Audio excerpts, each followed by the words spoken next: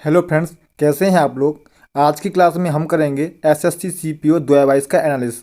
9 तारीख को पूछे गए सारे मैथ के महत्वपूर्ण प्रश्न। तो पहला प्रश्न दे रखा है आपका, यदि sine theta plus cos theta बराबर रूट 2 है, तब cosec theta plus cot theta का मान क्या होगा। तो यहाँ पे दे रखा है साइन थीटा कॉस थीटा की वैल्यू रूट 2 दे रखी है। अगर यहाँ पे हम थीटा की वैल्यू 45 रख लेंगे, तो यहाँ पे देखिए साइन साइन 45 की वैल्यू कितनी हो जाएगी आपकी, 1/√2 हो जाएगी। इसी तरह अब कॉस 45 रखेंगे, तो इसकी वैल्यू कितनी हो जाएगी आपकी, 1/√2। जब 1/√2 और प्लस 1/√2 को जोड़ेंगे तो आपकी वैल्यू निकल के आएगी √2। इसका मतलब ये है कि आपकी थीटा बराबर 45 डिग्री आपकी कंडीशन सेटिस्फाई कर रही है। अब आप कोसेक थीटा की जगह 45 रखेंगे यहाँ पे, तो आपका कितना आएगा, यहाँ पे √2 निकल के आएगा।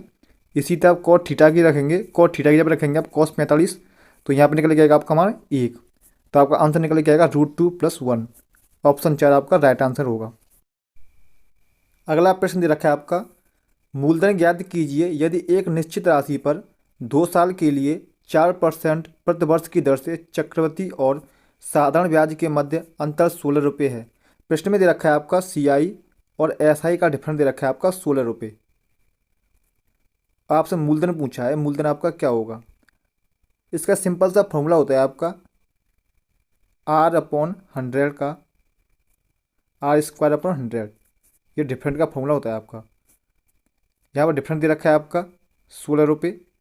16 रुपये बराबर क्या हो जाएगा आपका, 4×16 निकल के आ जाएगा आपका। ये आपकी परसेंट की वैल्यू होती है। जब 16 से आप 16 को काट देंगे एक बार, तो आपकी 100, तब आपकी 1% की वैल्यू कितनी हो जाएगी आपकी, 100 रुपये हो जाएगी। मूलधन हमेशा आपका 100% होता है, तो 100% करेंगे तो इसमें भी 100 का गुणा हो जाएगा आपका। तो आपका आंसर निकल के आएगा 10,000 रुपये। 10,000 रुपये आपका आंसर निकल के आएगा। इसे एक तरीके से और कर सकते हैं, वो भी मैं आपको बता देता हूँ।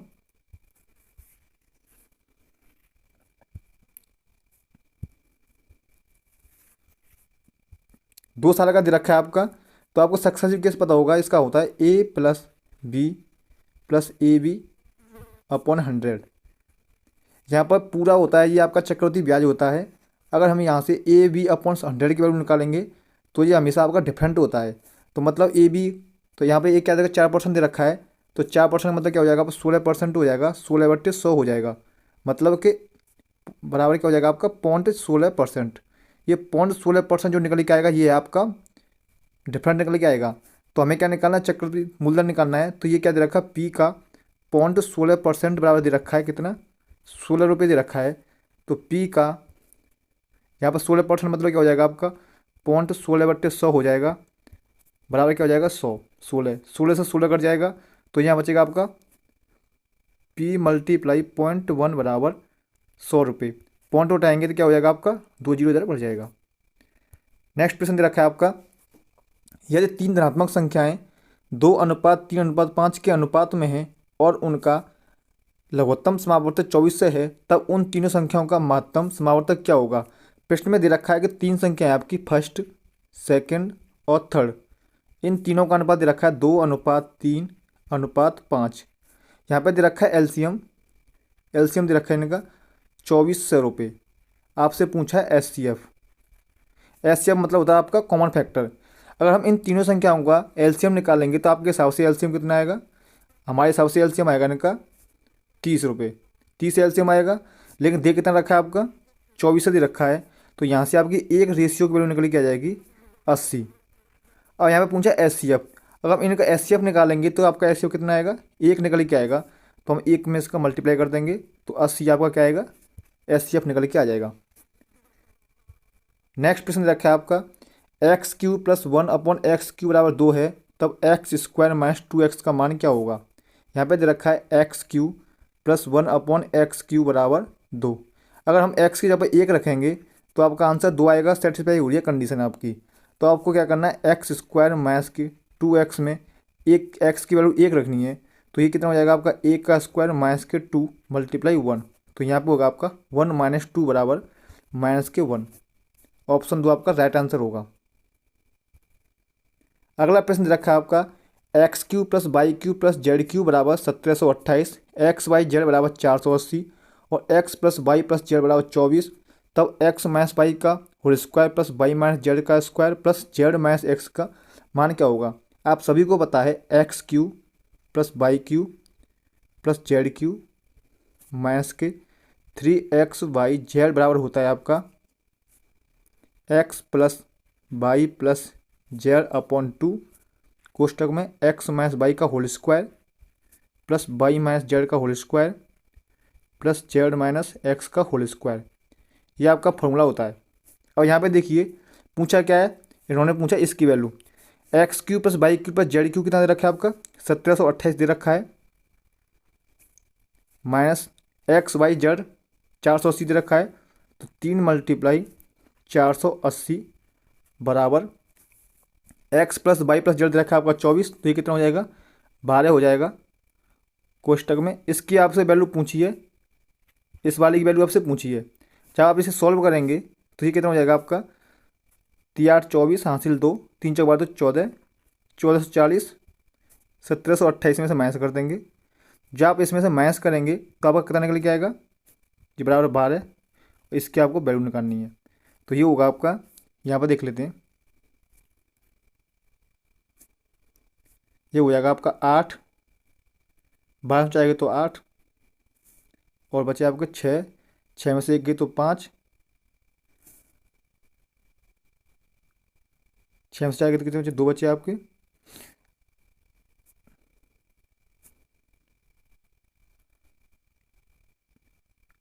अब यहाँ पे भाग देना आपको किसका 12 का, 12 का भाग देंगे इसको कितना हो जाएगा 12 दूना 24 12 चौके 48 मतलब 24 आपका राइट आंसर हो जाएगा।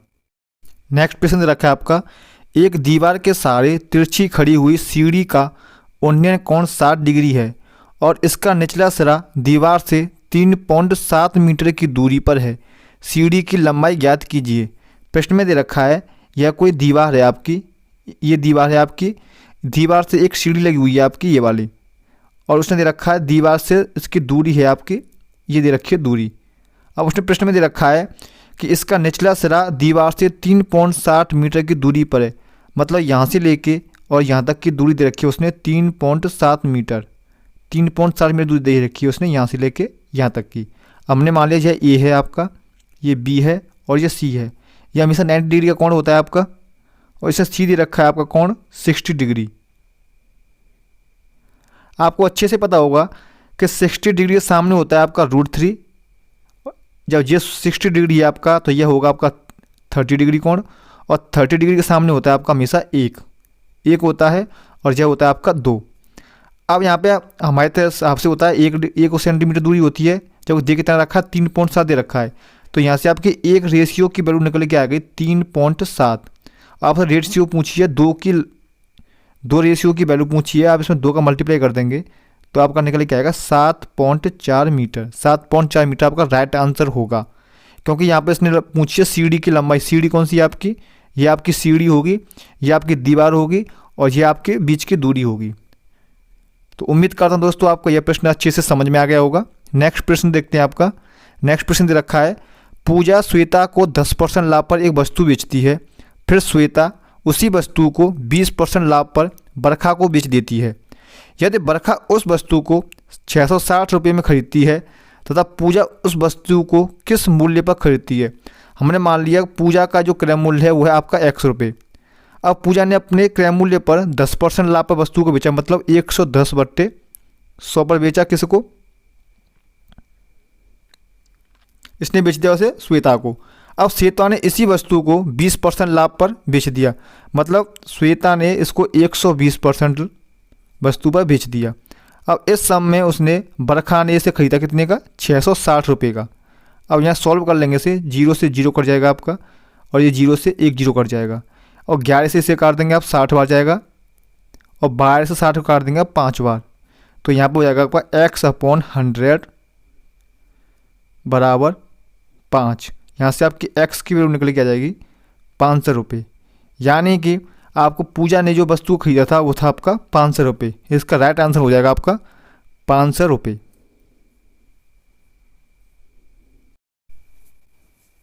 अगला प्रश्न दे रखा है आपका 12%, 13% और 11% की 3 क्रमिक छूट कितनी अनुमानित एकल छूट के समतुल्य होंगी। इसे सॉल्व करने का बेस्ट तरीका होता है आपका सक्सेसिव केस। सबसे पहले आप क्या करेंगे, 12% और 13% का निकालेंगे। 12% और 13% का जब निकालेंगे आप, इसका हो जाएगा आपका 12 + 13 माइनस के 12 × 13 अपॉन 100। जब आप इसे सॉल्व करेंगे तो ये निकल के आएगा आपका 23.44% निकल के आएगा आपका यहाँ तक। क्योंकि 12 13 कितने होते हैं आपके 25 होते हैं, और 25 में से माइनस करेंगे आप 1.56 हो जाएगा ये। जब 1.56 माइनस करेंगे तो कितना निकल के आएगा आपका 23.44 निकल के आ जाएगा। अब हम क्या करेंगे, 23.44% और 11% का सक्सेसिव केस निकालेंगे। जब इसे सॉल्व करेंगे तो ये होगा आपका 23.44 + 11 माइनस 23.44 गुणा 11 अपॉन 100। जब आप ये सॉल्व करेंगे तो यह निकल के आएगा आपका 34.44 माइनस, इसे सॉल्व करेंगे आप तो ये निकल के आएगा आपका 2.5784।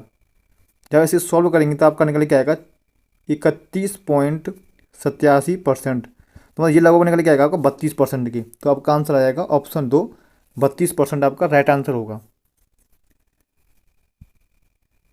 नेक्स्ट प्रश्न रखा है आपका, दिए गए चित्र में एंगल ए का मान क्या होगा। आपके लिए एक चित्र दे रखा है, ये दे रखी है आपकी ए बी, ये दे रखा है आपका कोण ए दे रखा है आपका, और ये दे रखा है आपका कोण डी। कोण डी की वैल्यू दे रखी है आपकी 120 डिग्री।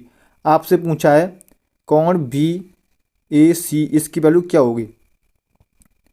सबसे पहले आपको क्या करना है, इसे सॉल्व करने के लिए आप यहाँ कोण बी, यहाँ से बी से और इस पर यहाँ पर वृत्त पर एक कोण बना लीजिए। ये मान लीजिए आपका है A B C D E, मान लीजिए इसे। आपको बताया कि ये बन जाता है आपका चक्रीय चतुर्भुज। क्योंकि चक्रीय चतुर्भुज किसे कहते हैं, जिसकी चारों भुजाएं वृत्त को टच करती हैं। देखो चारों कोण टच कर रहा है। और चक्रीय चतुर्भुज की एक प्रॉपर्टी होती है आपकी कि इसके आमने सामने कोण का योग 180 डिग्री होता है। तो यहाँ पर कितना जाएगा आपका 60 डिग्री आ जाएगा।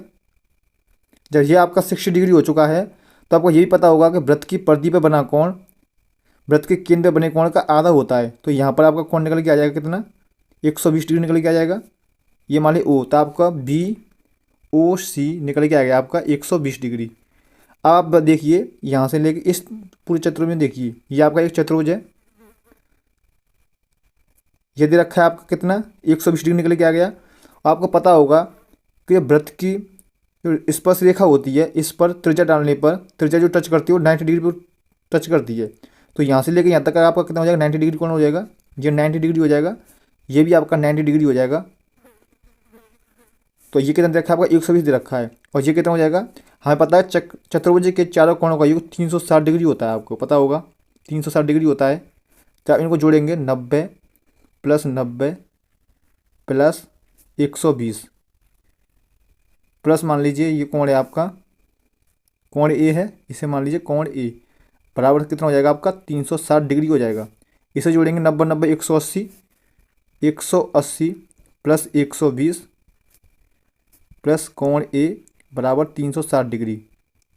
जब आप इन्हें जोड़ेंगे तो कितना हो जाएगा आपका 0 8 2 10 1 और 2 3 300 प्लस कोण ए बराबर 360 डिग्री। तो यहाँ पर आपकी कोण ए की वैल्यू निकल के आ जाएगी 60 डिग्री। 60 डिग्री आपका राइट आंसर होगा। उम्मीद करता हूँ दोस्तों आपको सारे प्रश्न अच्छे से समझ में आ गए होंगे। दोस्तों अगर कोई प्रश्न आपको याद है, आप एग्जाम हुआ है, अगर आपको उस प्रश्न को नहीं करा पाएँ तो आप मुझे कमेंट बॉक्स में जरूर बता दें। हम कल की क्लास में सारे क्वेश्चन सॉल्व करा देंगे। कल के दिन दोस्तों हम तीनों शिफ्टों का शिफ्ट वाइज आपके लिए एनालिसिस लेके आएंगे, मैथ रीजनिंग जीएस का। अब तो दोस्तों हम तो जुड़ना ना भूलें। तो दोस्तों मिलते हैं अगली वीडियो में, तब तक के लिए धन्यवाद।